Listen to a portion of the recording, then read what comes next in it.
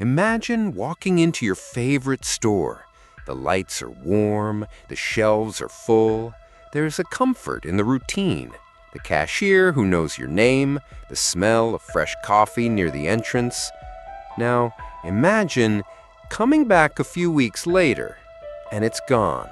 Not just closed, erased. No clearance sale, no final goodbye. Just empty windows and a for lease sign swinging in the wind. Most people move on, but if you look closer, you'll see a different story, one that doesn't make the news. Because behind that silence was a deal, a buyout, a billion-dollar bet made with someone else's money. Private equity. They don't invest in companies. They consume them, using debt as a weapon, efficiency as a shield, and legal engineering as the perfect disguise. It's not a crime, it's a strategy. And for those who master it, failure is just another revenue stream. They call it smart. Some call it greed. But whatever you call it, one thing is certain. They profit. You pay. And it all begins with a single elegant move, the leveraged buyout. To understand how private equity makes billions, you first have to forget everything you know about investing. Because this isn't about buying stocks. It's not about owning a slice of a business and hoping it grows. This is about control. Total, strategic, engineered control. Here's how it starts. A private equity firm raises money, not just from the ultra-rich, but from pension funds, endowments, insurance companies. They call this dry powder, cash waiting to be deployed. But here's the twist. They don't use that money to buy companies outright. They use it to secure debt. Lots of it. It's called a leveraged buyout, or LBO. Let's say a firm wants to buy a company worth $1 billion. They might put down $100 million of their own money and borrow the other $900 million. But who takes on that debt? Not the private equity firm. The company being bought does. Yes, the target company ends up owing the money that was used to buy it. It's like taking out a mortgage on someone else's house. And now that house is expected to remodel itself, pay the interest, and still generate profit. From day one, the company is buried in debt. Its margins are tighter. Its breathing room is gone. That's not a bug, it's the design. Because debt creates urgency, and urgency gives the private equity firm a reason to act. What follows is a ruthless reconfiguration. Staff is cut, salaries frozen, benefits slashed, warehouses consolidated, product lines trimmed. Efficiency becomes the sacred word, and anything that doesn't serve the bottom line is eliminated. This isn't mismanagement, it's financial engineering. By cutting costs, they make the company look leaner, more profitable, at least on paper. Then they sell. Maybe to another firm, maybe through an IPO, maybe back to the public markets. And when they sell, they don't just get back their initial investment, they get a multiple. 2x, 3x, sometimes 10x. And remember, most of it wasn't even their money. It's the perfect arbitrage, a game where risk is outsourced and reward is centralized. And even if the company eventually collapses under the weight of that debt, the private equity firm, they're already gone, with fees collected, profits booked, and a new target in sight. Because in this world, performance isn't measured by sustainability. It's measured by exit value. And once you understand that, everything else starts to make sense.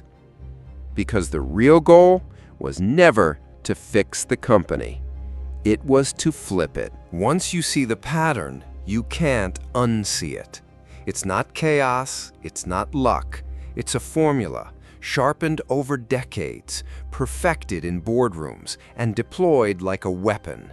The private equity model runs on 4 quiet, deliberate moves, each one designed to extract maximum value without leaving fingerprints. Step 1. Raise capital. The first move happens far from the companies themselves. It's in polished conference rooms, during investor roadshows, over steak dinners in Manhattan or Geneva. Private equity firms pitch a promise: consistent returns, low correlation, high alpha. Pension funds, sovereign wealth funds, university endowments, they listen because they need returns, and private equity promises to deliver them. The money flows in, billions in commitments. But again, this money isn't used like you'd expect. It's not a buying tool, it's leverage. Step 2. Acquire through debt. Now the firm goes shopping, not for innovation, not for culture, but for vulnerability. They target companies that are stable but stagnant, cash flow positive but undervalued, familiar names with loyal customers but no growth story. These are known as distressed assets, and to a private equity firm, they're gold. The acquisition is made using a leveraged buyout, debt-financed, risk-shifted. The company now owes hundreds of millions of dollars to finance its own takeover, and with that, the clock starts ticking. Step 3. Restructure and strip. Now the internal surgery begins. Forget mission statements, forget brand loyalty. This is about numbers, ratios, margins, multiples. Departments are merged or removed. Headcount drops. R&D is frozen. Asset-heavy operations are sold off. In many cases, the company leases back the very buildings it once owned, paying rent on its former real estate. What used to be company property is now a recurring cost. This is asset management redefined. Strip out the parts that slow you down, lease what you need, and dump the rest. From the outside, it looks like optimization. Internally, it feels like dismantling. Fourth step, exit with a multiple. The final act is the exit. But here's the catch. Success isn't defined by whether the company thrives after the sale. It's defined by whether the private equity firm made a return. If they bought for $1 billion and sold for $1.5 billion, that's a 50% win. And remember, they only put down 10% of their own money. So even modest improvements, real or perceived, can yield extraordinary gains. They've already collected management fees. They'll soon collect performance fees. The investors get paid, the partners get bonuses, the firm's track record gets another victory notch. And if the company collapses a year later, that's someone else's story. This cycle, raise, buy, strip, exit, has been replicated across retail, healthcare, media, and even education. It's not illegal, it's not even secret, but it operates on a single, fragile assumption that no one's really watching until one of those stories breaks the surface. And when it does, the contrast is jarring, because the same playbook that made Hilton a global success is the one that helped crush Toys R Us. Same playbook, 2 outcomes, one celebrated, one buried. Let's start with Hilton. In 2007, private equity titan Blackstone acquired Hilton Hotels in a $26 billion leveraged buyout. The timing? Disastrous, on paper.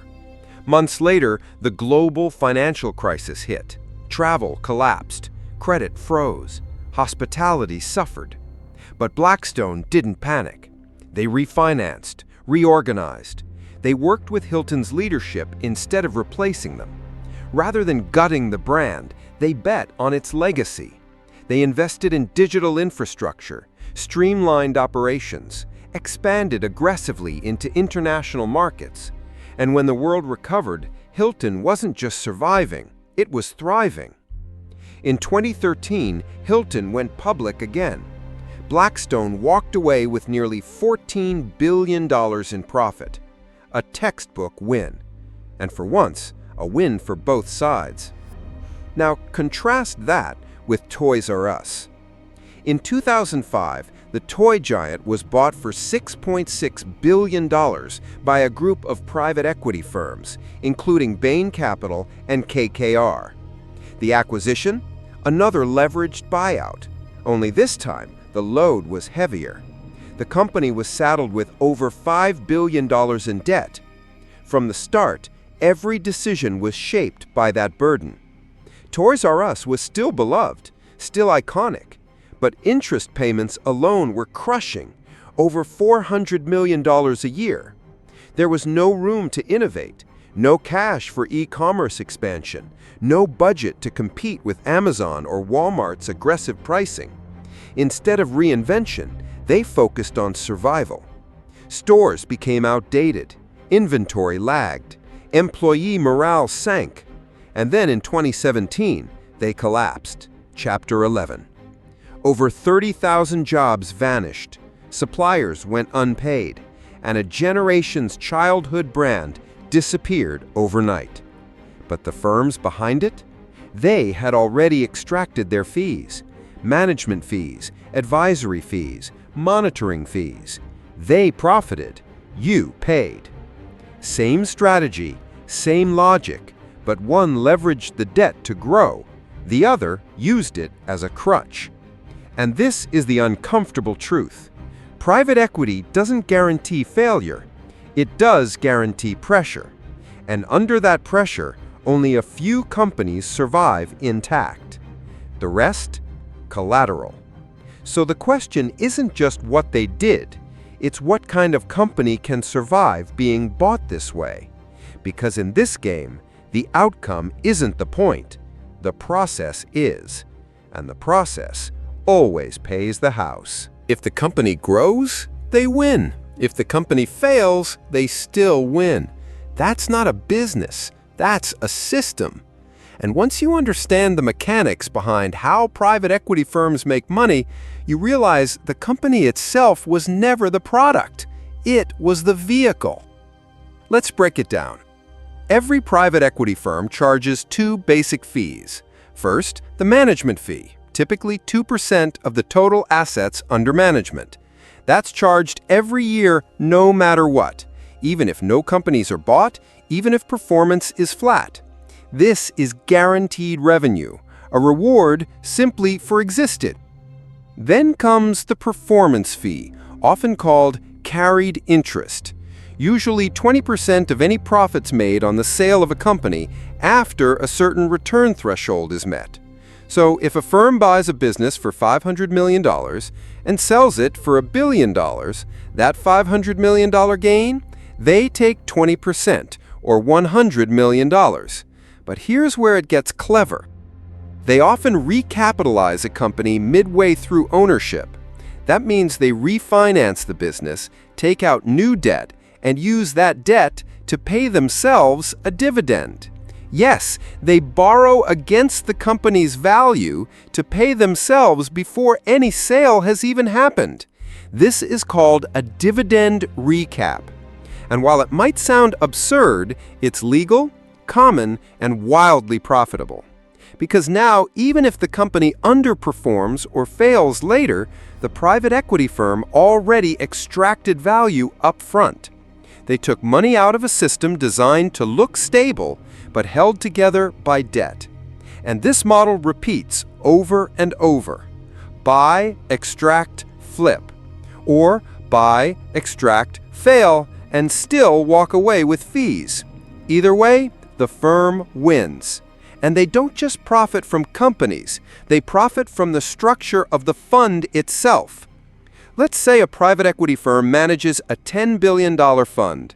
That's $200 million a year in management fees alone. Add a few strategic exits, performance bonuses, and dividend recaps, and suddenly a handful of partners are earning more than the companies they control. But here's what makes it even more powerful. Most of this income, especially carried interest, is taxed as capital gains, not ordinary income.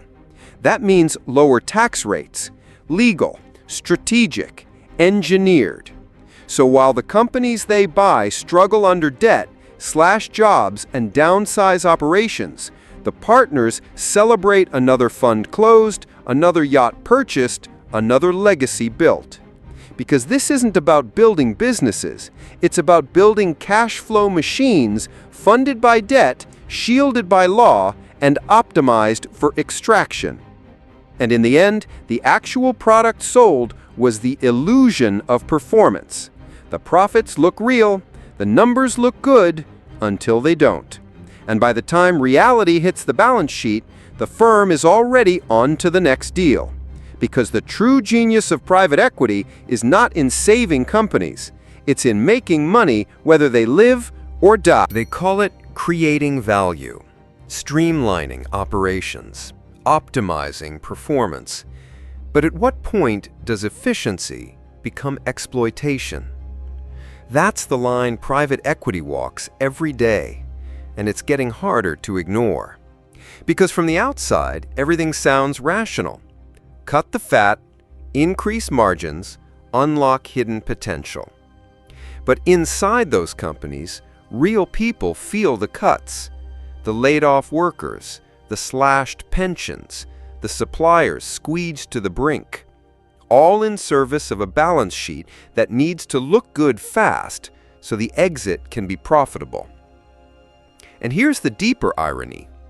The investors funding these deals, they're often public pension funds, firefighters, teachers, civil servants, ordinary people unknowingly financing a system that might one day eliminate their neighbor's job.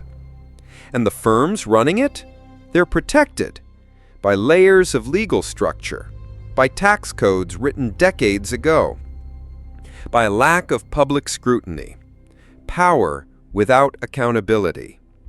Private equity firms don't have to report quarterly like public companies.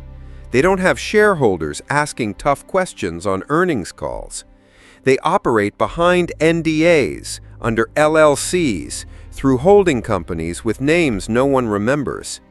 When a company they own collapses, it's the CEO on the front page, not the partner who signed the buyout. And that's by design. Because this isn't just about making money. It's about insulating the people who do. And the language they use reinforces that insulation. They don't fire, they restructure. They don't gut, they refocus. They don't extract, they realize value. But for the communities left behind, the impact is real. Empty storefronts, closed hospitals, local news stations that vanish overnight, schools forced to cut staff because a tax-generating business was sold, stripped, and shelled. All legal, all profitable, all justified by efficiency. But here's what makes it complicated. Sometimes it works. Some companies do emerge stronger, more disciplined, more global, more competitive. So the question isn't whether private equity is evil. It's whether the system allows them to operate without ever asking, should we? Because when every decision is made through the lens of ROI, human cost becomes an afterthought. And when that cost is invisible, unmeasured, and unaired, it's easier to ignore. But the effects ripple through towns, industries, generations. And in that silence, the machine keeps running. By now, you've seen the machine. The quiet transactions, the strategic silence, the engineered outcomes. But the most powerful move in private equity isn't on a spreadsheet, it's psychological. It's normalization. The moment the playbook becomes expected. When companies brace for layoffs the moment they're acquired. When executives prioritize EBITDA over legacy.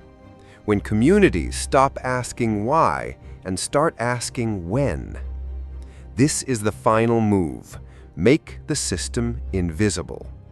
Because if no one sees it as shocking, no one resists. And that's when the game is won, permanently. You've heard the stories: Toys R Us, Sears, Payless, Radio Shack. But those are just the names that made headlines. Behind the scenes, thousands of companies have gone through the same cycle: acquired, leveraged, stripped, flipped, forgotten. And each time the model gets smarter, more refined, less traceable. AI tools now scan financials for buyout potential. Private equity firms own data centers, nursing homes, prisons. They manage everything from pet stores to ambulance fleets. All optimized, all monetized, all legal. And yet, few people can name more than 2 private equity firms. They operate in the shadows of the economy, but shape its very structure. They influence prices, access, jobs, lives. Without needing your vote, without ever appearing on a ballot, without your consent. Because that's the ultimate efficiency: power without visibility. So now that you've seen how the game works, how capital moves through debt, how risk is displaced, how profit is prioritized over permanence, you have to ask yourself, would you play? If you had access to the model, the connections, the capital, would you do it? Because the truth is, this isn't just about private equity. It's about the rules they follow and the ones they don't have to. It's about what happens when wealth becomes infrastructure, when profit becomes principle, when silence becomes strategy. And maybe the final move isn't theirs. Maybe it's ours, to stop calling this just business and start calling it what it really is. Now that you know how the game works, would you ever play it?